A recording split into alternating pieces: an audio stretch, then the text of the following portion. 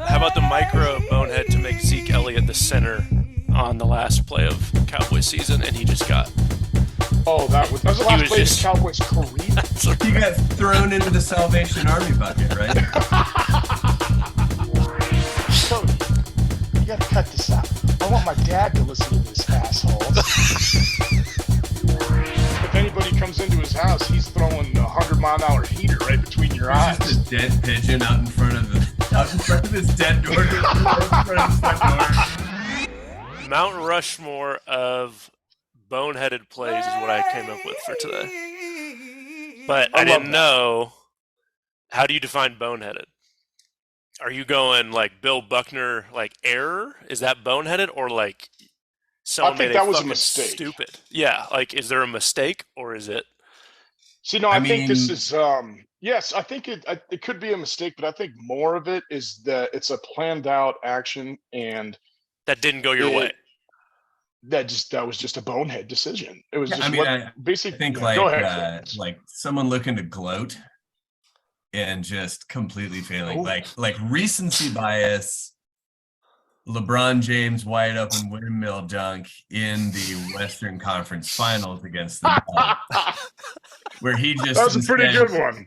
Tucked it into the stands, like boneheaded, because like any other method of scoring there and you're fine, and you instead decided to do that and show just how old you are.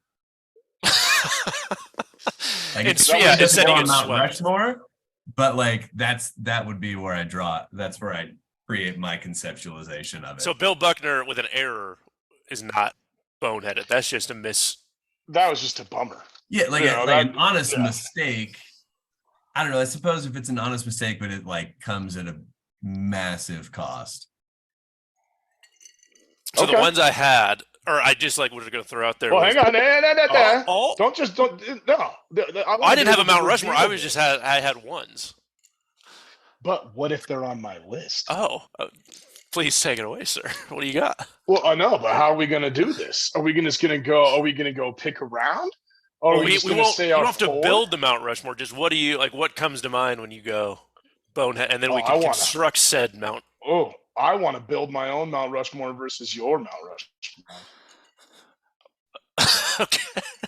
I would say Chris Webber's got to be on everyone's, right? The timeout that wasn't in hand. So are you going to take that number one pick? Go ahead, my dude. Oh, we're going draft. Oh, You said this to me. I didn't prepare it whatsoever. So I'm just winging it here. So do you want to draft, Joseph? Who do you have? Who's on your list? No. One. Oh wow, Joey actually put in. Oh, he did. He put in time. 3. That's a mini notepad. Yeah. It is. That's why, in my short time as ass principal, there's one thing that you have to always carry with you is a pen and a mini notepad. Everywhere you go. And so I just had this, got your text, I started thinking. So what did you have? Give me your list. Okay. We can construct a Mount Rushmore. No. Let me see what we got. I believe that my first overall is tied in with my most happy moment, probably of my sports fandom life. Russell Wilson throwing the ball? No, it started with the most absurd and ridiculous catch I've seen, besides the helmet catch, and Jermaine Kearse tumbling on his back after Malcolm Butler just knocks it out of the end. They get the ball down to the 8-yard line, the Seahawks. Then Marshawn Lynch carries the ball and gets tackled by the unsung play of the game, the Dante Hightower tackle. Yep. But the number one most boneheaded play in sports history is not handing the ball to Marshawn Lynch on the 1-yard line. So it's Pete Carroll is on here. Yeah, that was going to make my list. Yep. So Pete Carroll is the face on Mount Rushmore for that one? Yeah, that's the thing. Pete Carroll just assaulting a piece of gum, deciding that he has an absolute iconic generational talent. Take a seat. I didn't even think about that one. I guess that is a boneheaded move. Yeah. I'll never forget Chris Collinsworth right when that happens, I cannot believe that play call. Yeah, and I was sitting there. I was watching it. In a buddy's garage with my dad and brother, just about ready to cry. I remember saying Jermaine Kearse after that catch, "Not again! Not again! How do the Patriots keep losing this way?" And then Marshawn Lynch went down to the 1. That's it. What was your Best attitude short yardage. moments before that? Dead. I was dead, dude. Because what was the score? Even if they kicked a field goal, it was over? No, the Patriots won by 4. So they had to score a touchdown. Okay. Yeah. Patriots won by 28-24. Yep. So I went from from horrible, that would have been 3 in a row losses in Super Bowl for the Patriots, and to absolute elation. But the most boneheaded play and most boneheaded playing call. See, that's a bonehead because that was called. That wasn't a decision that was done just oops, it went through my legs. Oh, it wasn't a reaction. That was a play call. They wanted Russell Wilson to be the hero, and instead of taking the money and taking the Super Bowl with the best short yard back ever, I think there was still over 30 seconds left when that happened because the Patriots still had to get the ball. And they had to take a knee. And I remember Rob Gronkowski got into a fist fight when they snapped the ball with Bennett, the D lineman. Oh, Michael Bennett. Yeah, Michael Bennett. Yeah, the guy who wears Pee-wee pads at the D end. No pads. Yeah, he wears old school. I was gonna say J.R. Smith in the finals. I feel like that's way more boneheaded. That was gonna be one of mine as well. Like as far as individual play, Chris is just along for the ride. That is on there. I can't believe I was going back and thinking about that, and he didn't know the game was tied. How do you not know the score? You get paid millions of dollars, and is a big part of the game. It's an NBA Finals. Game 1, you could have set the tone. He takes the rebound down. Could have put it back up. He pulls out. He's out. Dishes it back out. And that face. LeBron's. Like the greatest GIF or the greatest meme of all time. Yeah. Yeah. Just will haunt him forever. Sort of moment. What are you doing? What are you doing? I don't think Scottie Pippen will allow that for Jordan. Thinking about his golf career. His amateur small D1. What was it? North Carolina State A&M. Deaf and blind D2. No timeouts in golf, so it's fine. Did you guys see he had a Prime documentary come out? No, we talked about this. Did anyone watch it? Did anyone waste their time on it? Okay. No, are you kidding me? No. I would never waste my fucking time on watching that guy's story. The most forgettable player, the most mid-average player the NBA's ever seen. Middle of the road, like above average.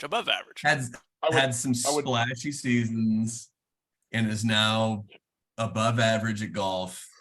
Prime was just like, my God, how much did we just spend to have Thursday Night Football, and now we also have to like keep up with everybody else and have our iconic sports documentary? Like, we've got no more budget left. Yeah, who can we get? Now you say above average at golf. Have you seen him play? He shoots like 120. No, that's like Chris Pelletier and Joey Linehan. Oh no. He comes in dead last. And he just is on the team. I just thought like D1, like you got to be at least like something approaching scratch or at least single digits. As of 2022, Smith is a 4 handicap. Never mind, he's good. Yeah, that's Joey was cut that out, right? We can cut that out. Of course.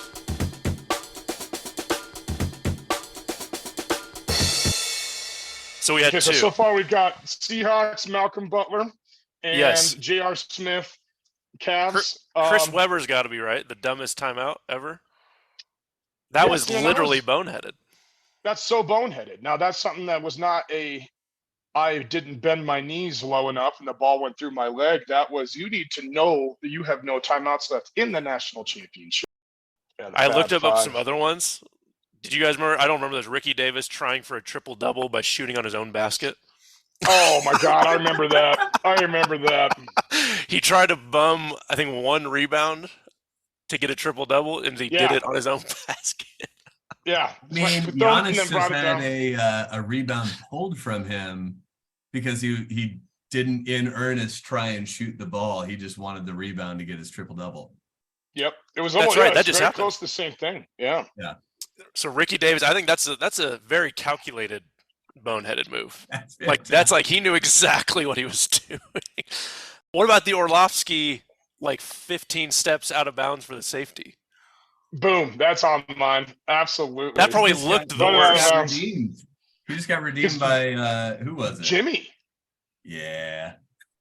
My boy Jimmy G. One of Jimmy. the Did I miss it? few shining moments for the Broncos season is that Jimmy G just went ahead and gave a game away. He did the exact same thing. It was the same thing where he just forgot where the old out of bounds line was? Drop back and put his foot out of bounds, and away you go. Dang, but Orlovsky was like, he thought he had 5 extra yards. Yeah, no, he was started way in bounds. And then he remembered that he had a football in his hand. Like a Talladega Nights. I was going to finish this phone call and eat this sandwich, and I'll be back.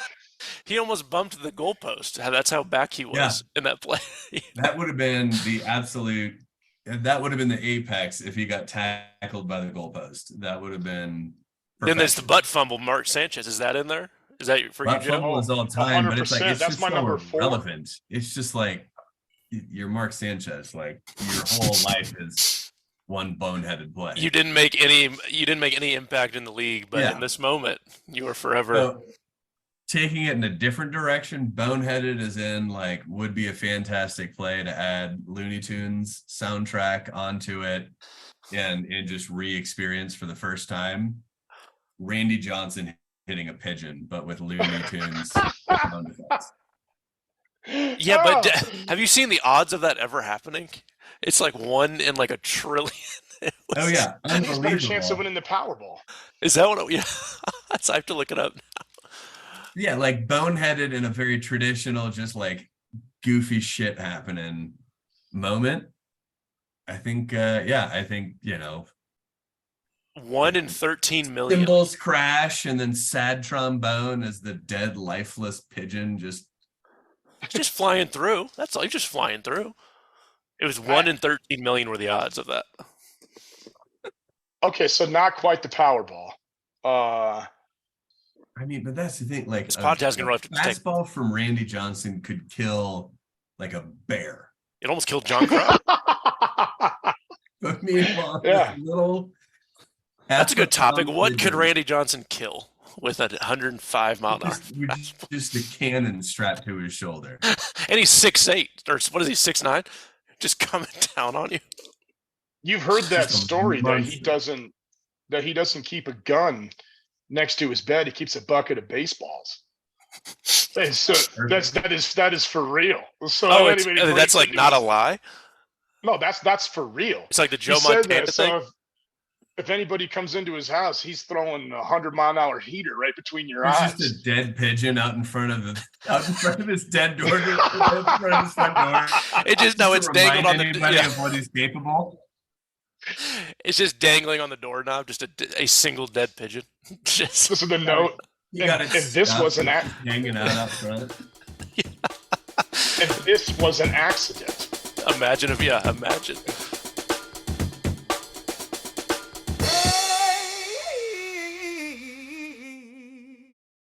I think you guys are forgetting Deshaun Jackson let go of the football. Oh, so that was the other thing that I was going to put on my Mount Rushmore isn't a single play, but just the concept of the amount of times the dudes have fumbled on the half-yard line, breaking a big touchdown and just like drop the ball and turn it over. And Deshaun Jackson had one, and then Joey would know Leon Lett in the Super Bowl. Yes, no, it wasn't Super Bowl. It was Super Bowl, but he didn't drop it. He just held it out behind him and was taunting. And then Don Beebe came up behind him and knocked it out. Yeah. Leon Lett's real bonehead one was on Thanksgiving when that bizarrely, remember how Dallas Stadium used to it still does, but now it's like kind of covered. But used to have just a legit hole in the middle because they wanted God to be able to see the Cowboys play on Sunday. Oh, jeez. And so there was a big hole in there, and it snowed. And so there was just a snow spot, this one big snow spot on the field because it just got blown in through there. And so this kicker, it was the end of the game. The kicker missed the field goal, and all they had to do was just not touch it. It was still rolling, so it was a live ball. That was all on they a did list was when I not was looking touch it up. Yep. Okay. And Leon Lett just ran down there out of nowhere. Now, mind you, Leon Lett is a tackle. He has no business going down there and ever touching the ball. And he runs down there and slides on the snow and kicks it. And then the Dolphins recover and win the game. And that's a boneheaded play. So Leon Lett's he's the chairman of the board. Yeah, two. But two big I guess ones. Deshaun Jackson literally just let go of the ball. Yeah, that happens all the time. Yeah. Every single year, someone in college or in pro just drops the ball right at the half-yard line, gloating for a touchdown, like trying to be a hot shot. Okay, so what are we putting on our? I think we had 3 of them. I got Oh, plenty more. What do you got? Oh, dude. Now, this one's going to hurt me as a Patriots fan, but how are we forgetting the most bonehead play that's maybe ever happened in NFL history? Jacoby Myers lateral last year. Oh, that literally ripped my heart out. I remember watching that and sitting in my living room and watching that on Red Zone, because I remember thinking, this game's over. Why are they showing this on Red Zone? Because and then I saw that and I screamed. I literally screamed out loud. I think we had to text you to check on you.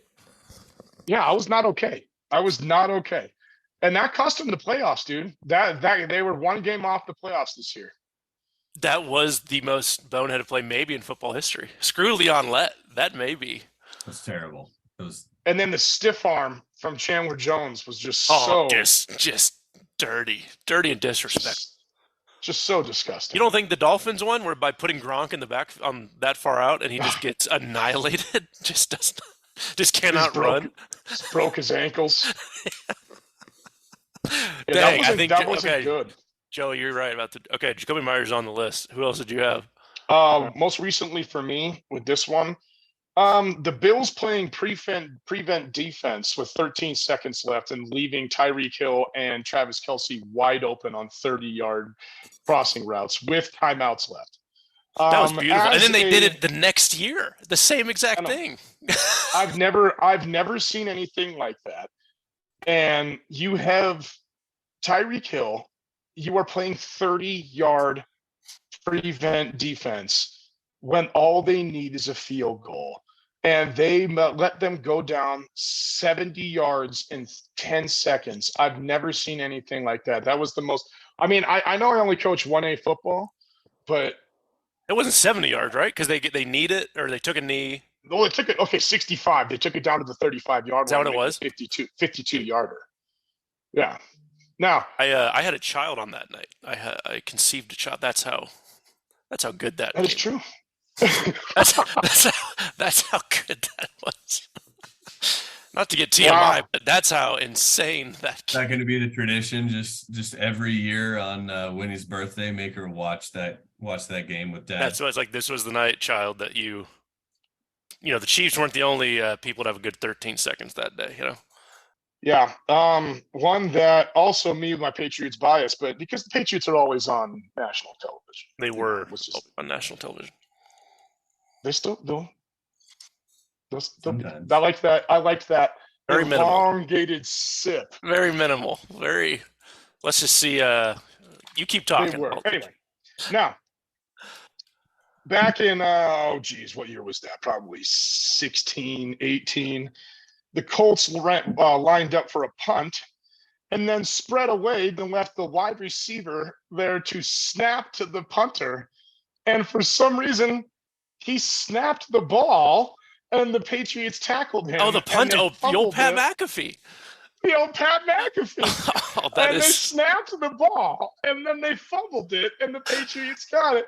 in the most bizarre play I may have ever seen. Because they weren't supposed Why- to snap it, and didn't he say it was like a backup center, long snapper? It was a wide receiver. A wide receiver came But in he to was snap off the that practice ball. squad. There was a reason that, like, oh, what a. How about the micro bonehead to make Zeke Elliott the center on the last play of Cowboys season, and he just got. Oh, that was the last was play of just- his Cowboys career. He got thrown into the Salvation Army bucket, right?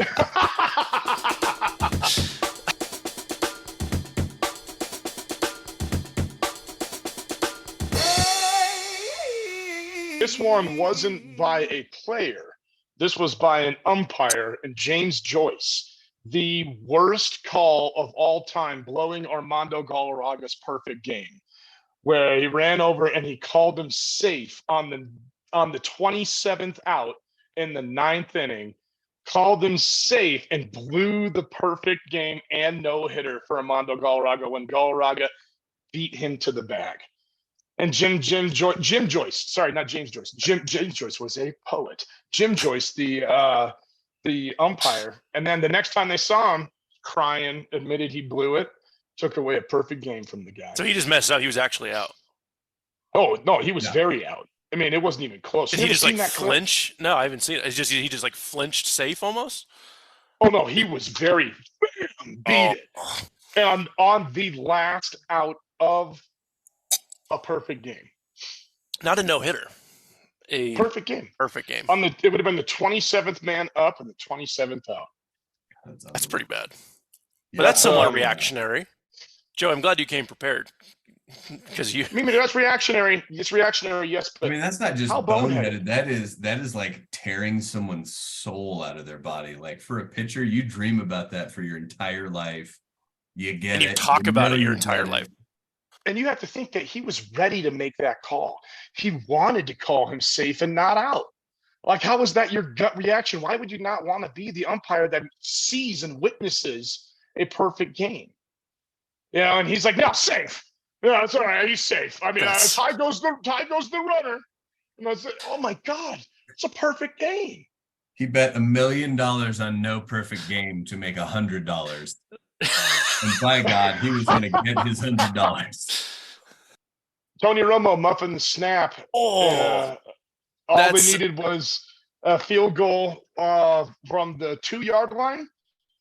And that's a real- I'm cost glad the you did. Cowboys, they're probably, at the time, their best chance at the Super Bowl. he changed the game forever because starting quarterbacks will forever not, or quarterbacks never again will hold the ball. Yeah. Yeah, remember, because he wasn't even the starter that year. I think it was still Drew Bledsoe. I think you're And right.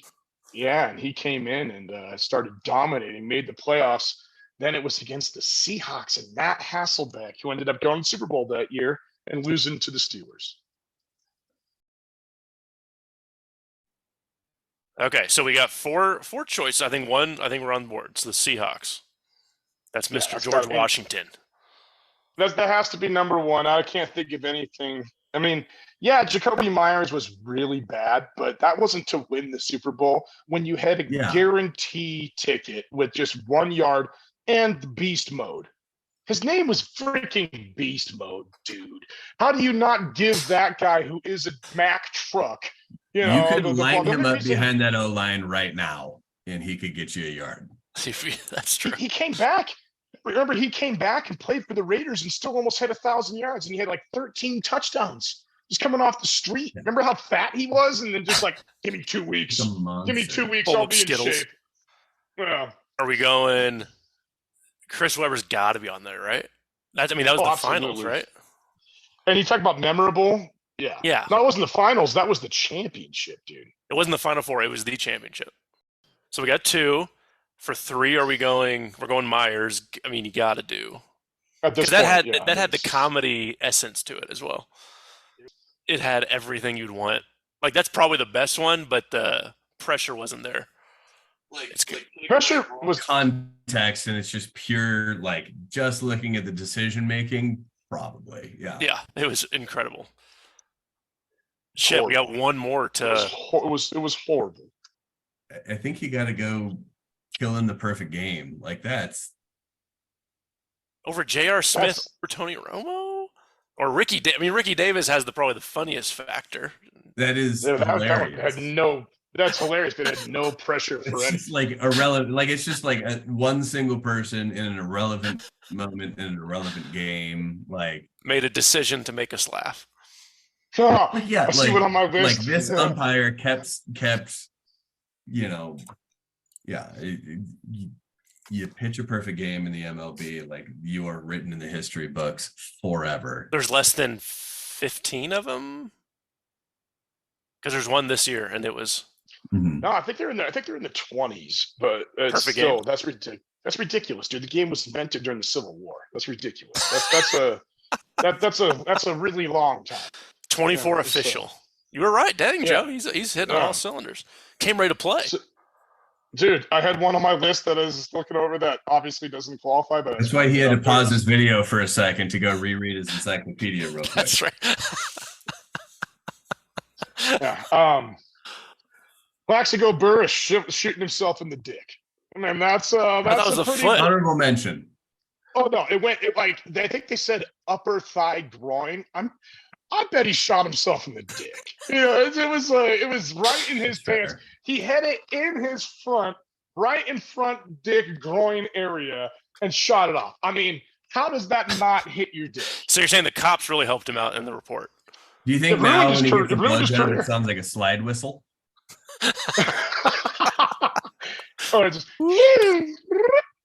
Yeah. Plaxico Burress shooting himself in the dick. I'm going to go honorable. We'll make a little honorable mention. Yeah. What about the butt fumble, bro? I mean, that was more Buckner, though. That was just a reaction. He ran into a man's ass, and he dropped the ball. I mean, butt fumble is one of the funniest things to ever happen in football. Wait, not Pat McAfee, too? But I think, is it Pat McAfee and Jacoby Myers? Is that? No, Pat McAfee was called. Sanchez's was just a blown play. But at the same time, what a fucking dumbass. Mark Sanchez, where are you going? What are you doing? There was no hole. He just didn't see it. Just turned around and ran straight forward. He went for the one hole that he saw. It was just his lineman's asshole. Oh, gosh. Maybe he was running to hide in the one and only safe space. All right. Well, to finish this one up, we have Seahawks not giving it to beast mode. Chris Webber not calling a timeout. Number 2. Jacoby Myers thinking he saw someone throwing it being intercepted, and then the quarterback getting absolutely ripped a new one in a stiff arm to lose the game. Oh, God. And or Mac Jones. Perfect game. Jim Joyce. Really messing up. Our honorable mentions would be Plaxico Burress shooting himself in the dick. And then we have Ricky Davis. It's got to be an honorable mention. That was just Romo. If we're going maximum funny for these ones, then yeah, absolutely. Ricky Davis, J.R. Smith, and Tony Romo.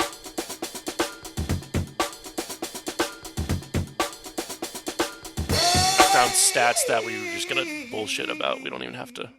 The craziest stats I could find. Okay. One of them was, did you know the actual playing time in an MLB game is 9 minutes and 55 seconds? The actual time that there is action happening.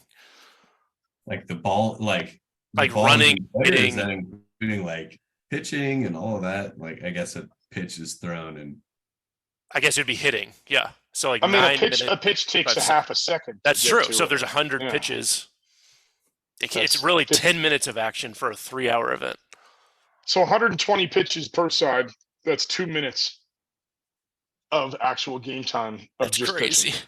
So then 8 minutes of hitting and running, all for your price of $85. Now, I think if they counted that to middle school baseball, it would probably be about 45 seconds. But the game takes 3.5 hours. So that's fair. Here, you guys can guess how many cows does it take to supply a year's worth of NFL football? This was stupid. Cows? Yeah. How many cows are put to death for our enjoyment? Hopefully, all of them. I'm going to say 1,400. Good guess. No. I guess it'd be. I guess Chris has to give me a nice little guess. I said all of them. Every cow that existed. Yeah, kill every single cow and make them into footballs. Joey seemed to turn his camera off again when he seems to cough. Yeah, I think he's checking his encyclopedia again. He must be. I'm not sure why. Like, do you guys want to see me coughing my face off? Sure. Chill out, all right? That was a really, really smooth move so that you could quickly go check your Calfax book. There we go. Cody, you got to cut this out. I want my dad to listen to this, assholes. The correct answer is 3,000 cows to supply enough. 3,000. That's slightly less than all. That's fucking ridiculous. That's all disgusting. for our enjoyment.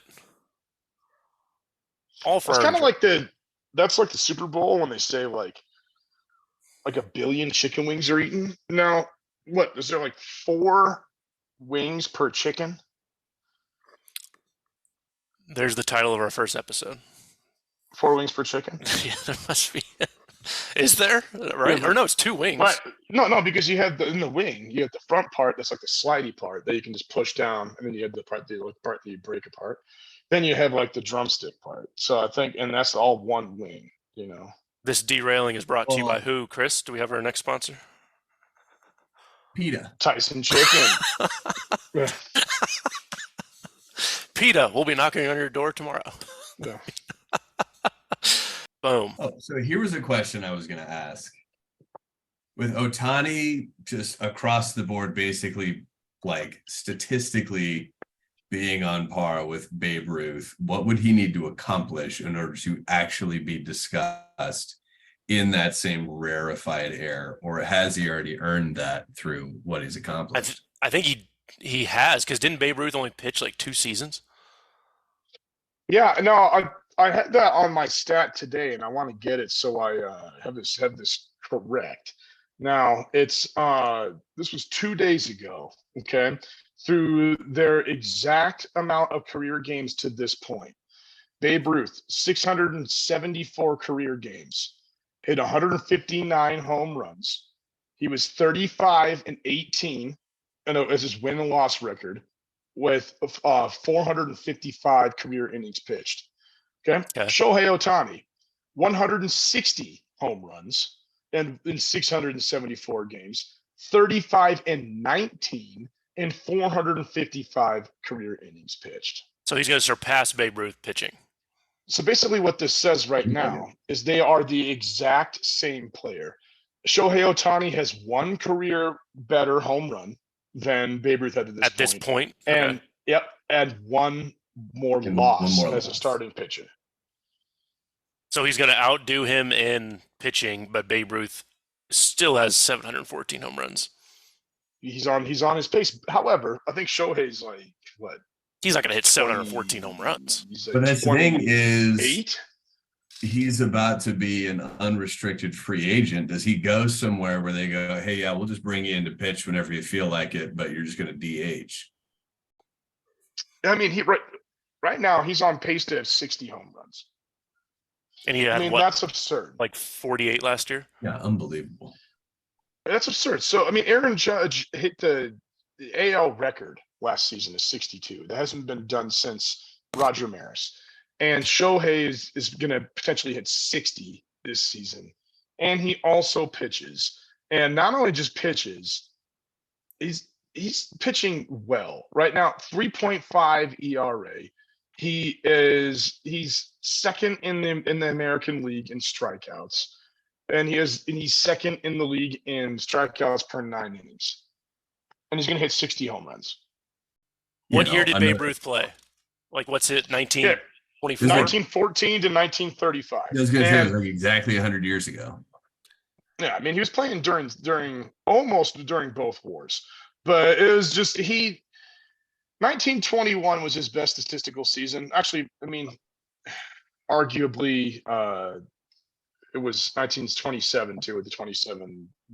According to the Goobs, most pitchers didn't throw as fast as 90. Some who relied mostly on breaking balls were a lot slower than 85. Okay, Babe so Ruth Babe Ruth, supposedly threw 97, so he was throwing gas. he was throwing heat. Yeah, that's So absolutely. 1921, 59 home runs, 168 RBIs, hitting 378, on base percentage of 512. I mean, okay, that's absurd. That is absolutely absurd. 1927, 60 home runs, 165 RBIs, hit 365, on base of 486. Now, that is absolutely redonkulous. If we think about that right now and we look on what his projection for this season it could be 60 home runs, 130 RBIs, an on base percentage of 400. So that's with the current MLB players. That's with what's happening. That's I think with we are every pitcher that he's up against throwing in at least the mid to upper 90s. I think it's the best season we've ever seen. I think this could be the best single season of baseball that the game has ever seen. You're probably right.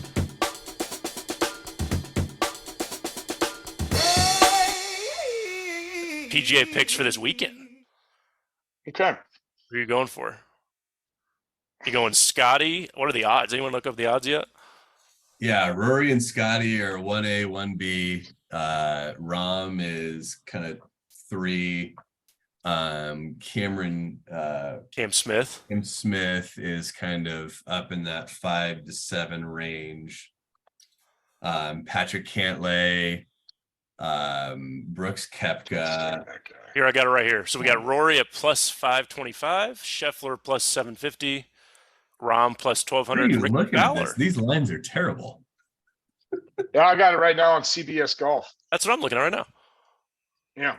Ricky Fowler plus 1200, Tommy Fleetwood plus 1500, Ricky Hovland plus 15, Cam Smith plus Brooks Koepka plus 18. And then it goes Xander. I like Tommy Fleetwood plus 1500. I always like to take the.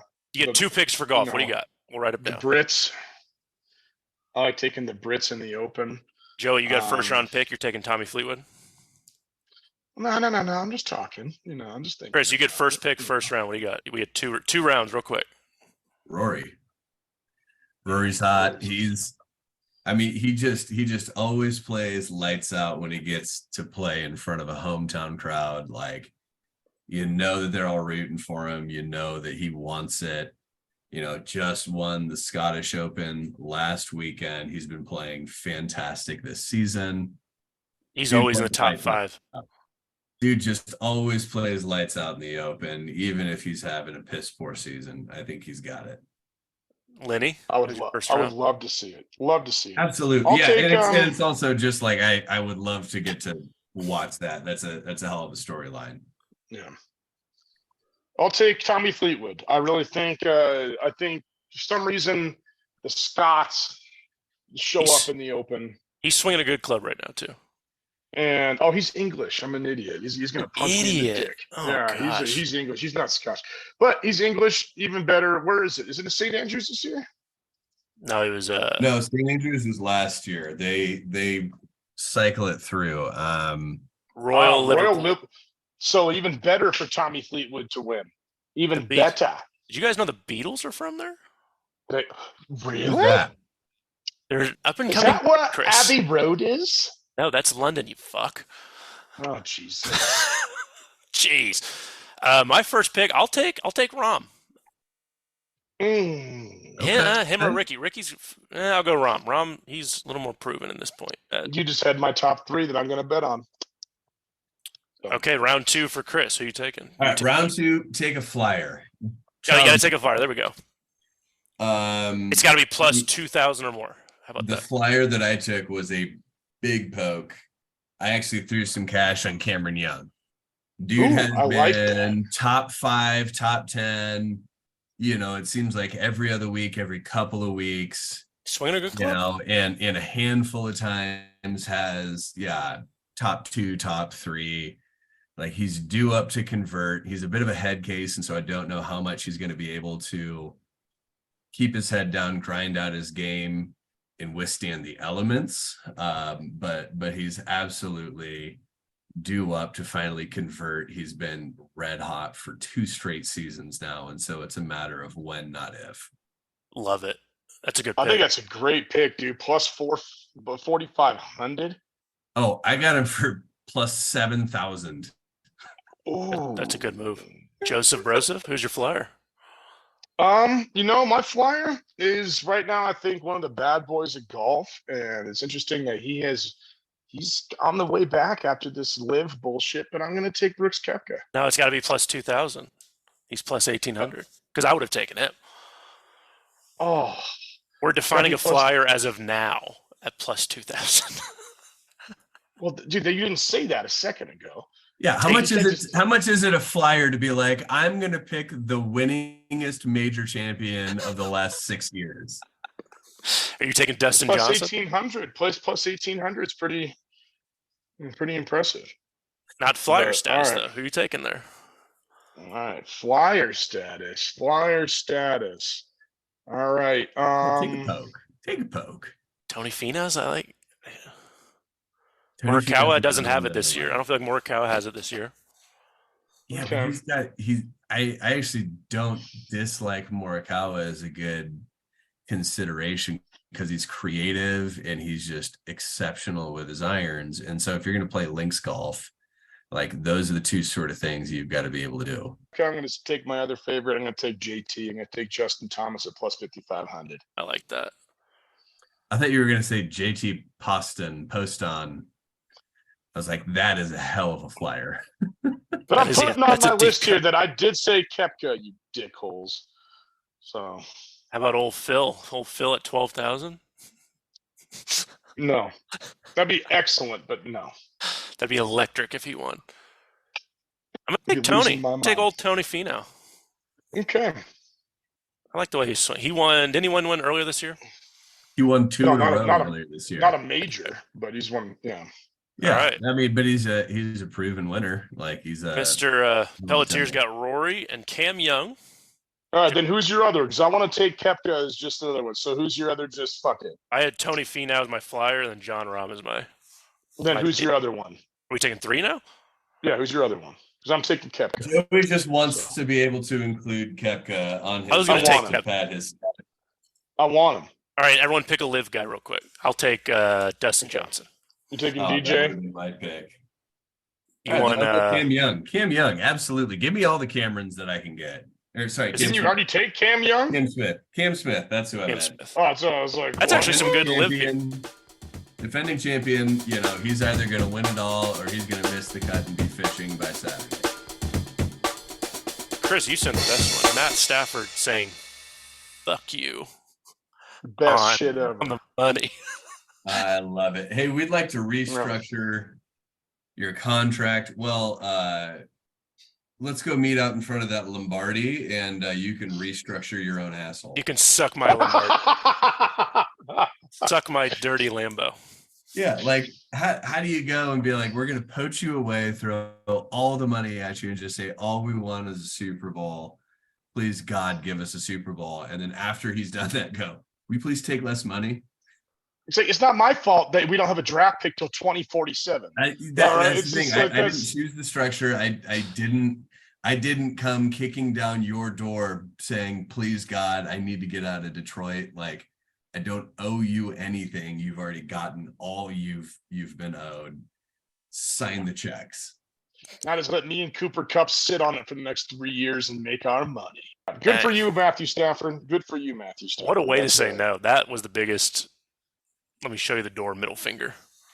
Yeah, absolutely. Like I did my job.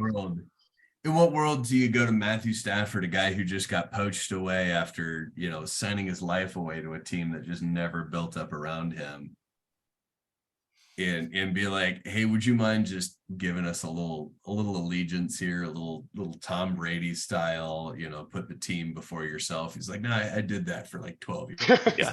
He's like, I'm 36 and I signed a mega deal. Yeah. Like, this is it for me. Yeah, like, I think I'm fine with cashing a check and heading off into the mountains with my ring. Like, I got you Super Bowl. You got me Hall of Fame.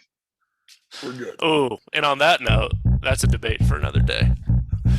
Okay. I think that wraps up our first Choose Boys podcast, gentlemen. In the books, dudes. In the books. Hell yeah. Thanks for joining, everyone, and we'll see you next week. Cody, hit the outro music.